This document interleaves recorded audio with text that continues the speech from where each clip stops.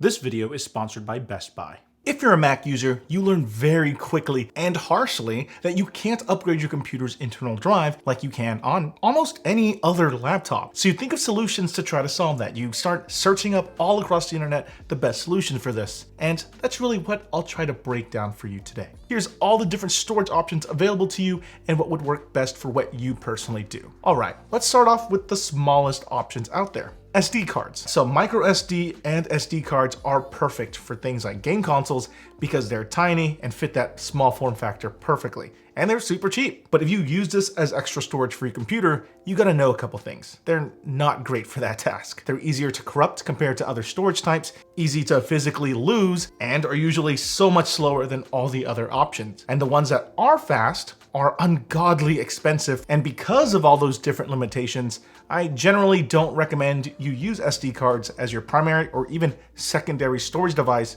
unless you like waiting forever and potentially losing all those precious, embarrassing photos of your family that you definitely wanted preserved for future potential blackmail. These things should primarily be used as temporary storage for stuff, or if it's for items that you might not worry about losing. All right, so that's SD cards. Small, cheap, and unreliable compared to everything else. Well, flash drives have very similar drawbacks and features as SD cards. They're small and easy to lose, and depending on how old it is, could be extremely slow too. But if we're talking brand new, flash drives are pretty decent speed-wise, as long as you're looking for USB 3 or faster flash drives. I still wouldn't use them for long-term storage, but when you need to move large files, it can be just so much faster plugging in a flash drive and moving it that way, rather than uploading it to a cloud provider like Google Drive, then re-downloading all of them. I view flash drives and SD cards as like a shopping cart. You dump things onto here, but the end goal is not to keep it in that cart. It's for you to carry it out the door and either put it in your car or carrying it to your home. Flash drives also have one more benefit over SD cards, and that's the fact that they have normally USB-A or USB Type-C built right into the drive. That way it's easy to just plug and play rather than having to use a computer with an SD card slot, which some don't have, or using an adapter that you then plug the SD card into. So less things to carry. Also, if you own a Windows machine, a Mac, an iOS device, an Android device, and you want to use a drive for all those different devices that you own, then you want to make sure that your flash drives, hard drives, or SSDs are using exFAT as the file format. exFAT is going to give you the best compatibility across all of your different devices for storage. There's also a great place to check out some of the storage solutions I mentioned in this video and check out some other cool tech deals too.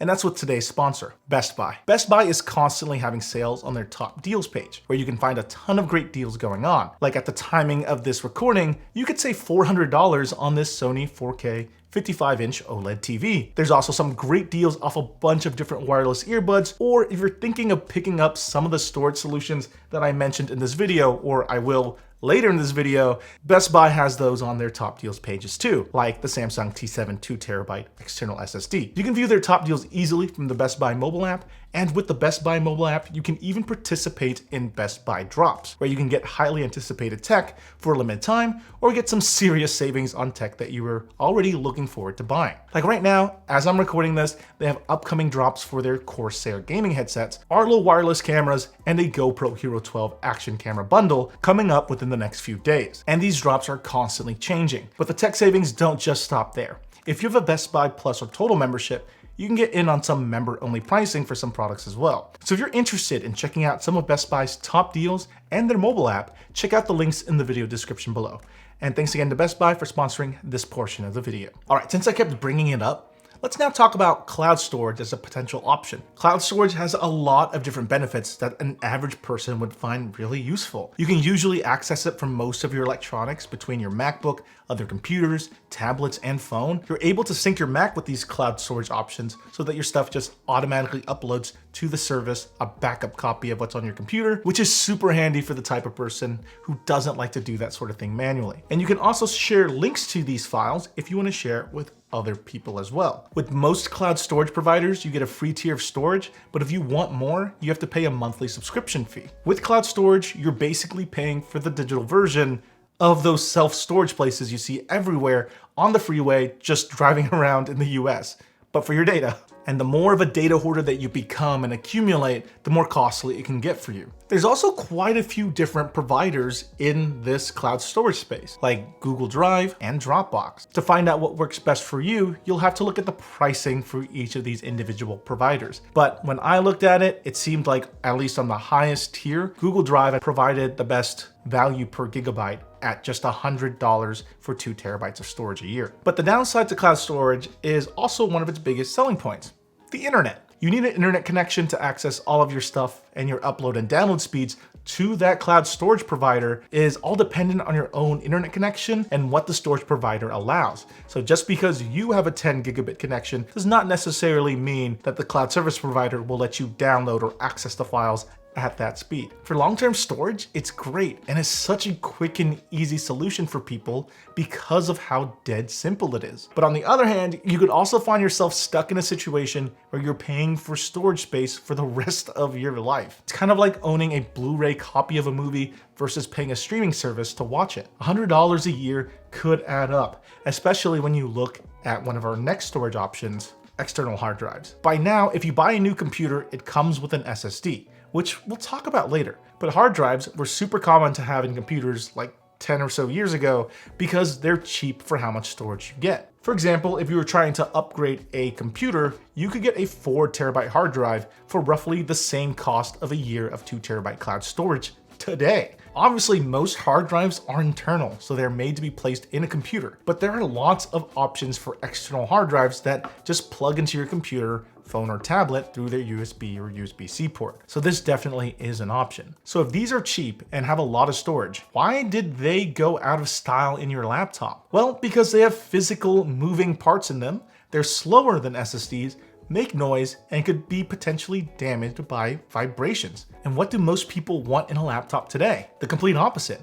Something quiet and physically movable, portable. But today, in 2024, hard drives make great, cheap, static archival storage. Because if all you want is a place to keep all of your old pictures, videos, or important documents, it works really well. It's like the garage in your house. There's so much space, so you fill up a box, place it in the garage, and forget what you put in there until you need it next year. They're absolutely great for that type of storage. SSDs, on the other hand, are just like hard drives in that they can be internal or external. SSDs physically and capacity-wise are usually much smaller than hard drives, but in exchange are super fast. And because there's physically no moving parts to an SSD, they're silent in usage and handles physical abuse a lot better than hard drives. The downside is that SSDs are typically more expensive than hard drives for the same amount of storage, and technically, they have a limited amount of times that you can write to them. It's kind of like when you start writing with a pencil, then you erase what you wrote. Then if you keep doing that by writing and erasing, eventually the paper will rip, or the ghosting of the previous pencil marks will still be there, affecting your view. If you're a regular person, will you use the SSD enough to where it'll fail in a reasonable amount of time? Probably not. But it'd still be good to know how long it lasts and how many TBW, or total bytes written, something can do. But for most regular people, I wouldn't worry about that too much, unless you're a hardcore user who's constantly writing and overwriting the files on this external drive. For me personally, SSDs have become my preferred way of carrying portable storage that I kind of stopped carrying flash drives altogether. I just love the fact that these things are so fast, they carry quite a bit of storage space, and are almost as portable as flash drives. They're just sadly the most expensive option out of pretty much everything we've talked about so far today. And if you are looking at external SSDs, I'd highly recommend the Samsung T7. This thing has been my workhorse for years. If I had an anti-recommendation, I'd stay away from these SanDisk Extreme SSDs though. There has been plenty of reports online about these things failing on people that has me very hesitant to trust my own data on these SSDs. So let's just say you bought an SSD. You take all your old photos and videos, and then you load it up, and now you have all of these nice precious memories stored on a nice durable drive. Then one day, you plug it in and your heart drops.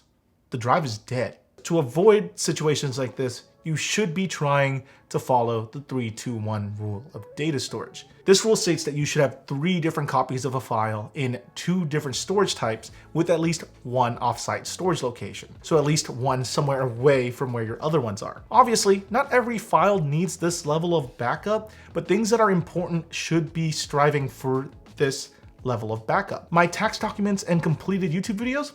Of course. Random screenshots of stuff I took because I didn't want to write it down that one time? It's probably okay to not save those and just wing it. For a regular person, you might think an offsite backup is completely unreasonable, and I 100% agree with you, which is why I say that doing these 3-2-1 steps the best that you can is better than not at all. However, I also want you to remember that cloud storage is technically an offsite storage location. And then for the rest of your storage, you can have an SSD with all of your stuff on it and a bigger external hard drive to store all of that stuff again that you can leave somewhere in your closet or drawer that you occasionally back up to. Or you may end up going the more ideal, more complex, and 100 times more expensive route, getting a NAS. A NAS or network attached storage is basically just a computer made specifically to act as a large storage device. Companies do sell pre-built boxes like this one with their own OSs, or you can even build your own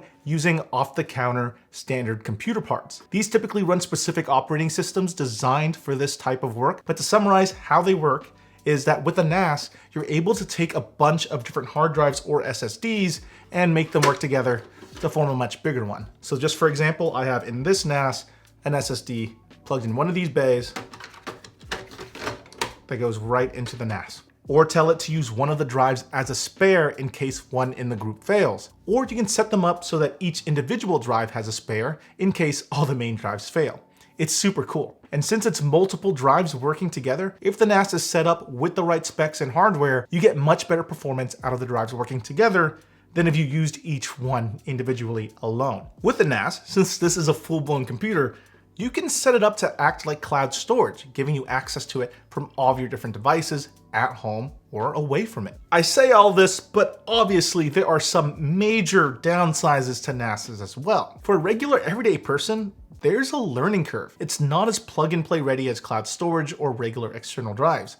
You need a little bit of techie knowledge to just get even a pre-built up and running. Then there's cost. You basically have to pay for each of the individual drives in a NAS as well as the NAS itself. So you're paying for a whole computer with a bunch of different drives that just run special software. These things are also usually not that portable, so you can't physically move them around all too easily. And just like cloud storage, when accessing it somewhere else, you're limited by both your device's internet speed and your NAS's internet speed at home or wherever you have it. Also, to get super fast NAS performance with speeds that line up to an SSD speed, you'll have to have better networking, which might require you to update your entire space's network. What I'm saying is, NASs are super cool, but they're also much more complex and much more expensive. But the possibilities with them are pretty much limitless. But what would I recommend to someone who's in the situation that I mentioned at the beginning?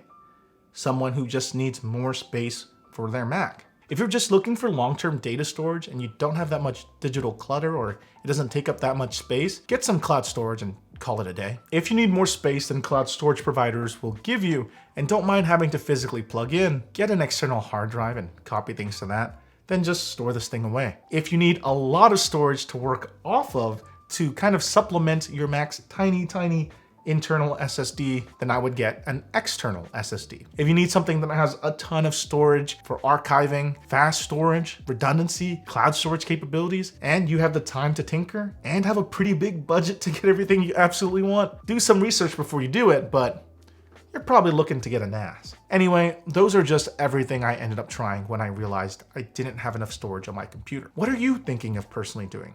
I'm guessing most of you will fall into somewhere between having cloud storage and buying some external drives. Let me know if you found all of this useful, and if you enjoyed this video, give it a thumbs up, and I'll see you all next time. Bye.